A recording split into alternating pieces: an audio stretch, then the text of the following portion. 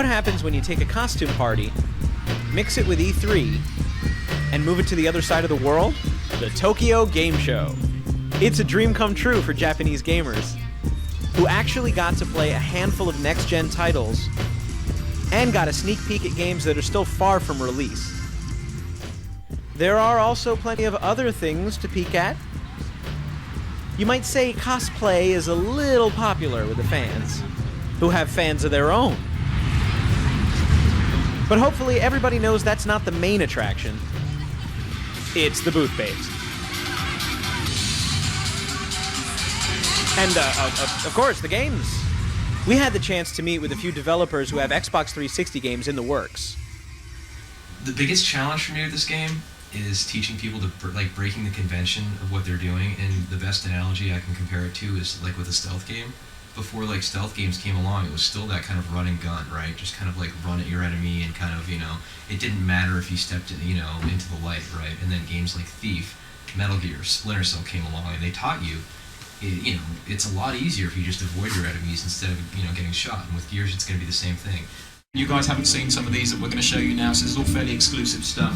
Flex is really cool because he was kind of inspired by elastic bands and elasticity, hence his name, and some of the moves he does represents that. I'll just take you through a bit of his repertoire. So there's over 50, 60 different sub-quests to do in the adventure sections, together with lots of other hidden stuff as well, that are kind of dotted around in the game world. So there's a lot of stuff there for people to, those that want to do every single part of the game, they can do. We're looking at the moment as approximately 30 hours for the average gamer. All the cars do 170 miles an hour, and they're all incredibly fast, they're all incredibly desirable as individual cars in their own right. There's 80 cars in the game, so we've cut down a little from what we had in Gotham 2, but it's allowed us to do so much more detail on each of the cars. Each car contains 80,000 polygons, 40,000 on the interiors, so that was something we also wanted to do, car interiors this time around. We also got the chance to speak with some Japanese developers about their 360 games. I think the good game always, very good rhythm and very good chemistry with physical something and emotional something. So level design. So it's always same. Always same. You can play the 7 characters. You can choose 5 characters as human beings and 2 characters as races.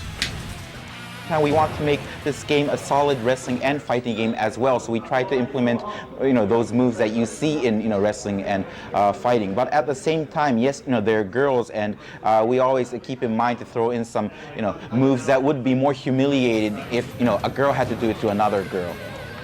The thing is, it's funny, it's the female staff that come up with some of the crazy or wilder ideas. And we start blushing because of some of their, obscene ideas.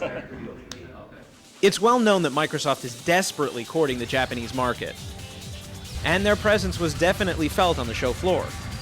With all the great games coming out for Xbox 360, it's going to be a great year. Unless, of course, you're waiting until next year to show off your homemade costume. Domo arigato, Tokyo. See you next year.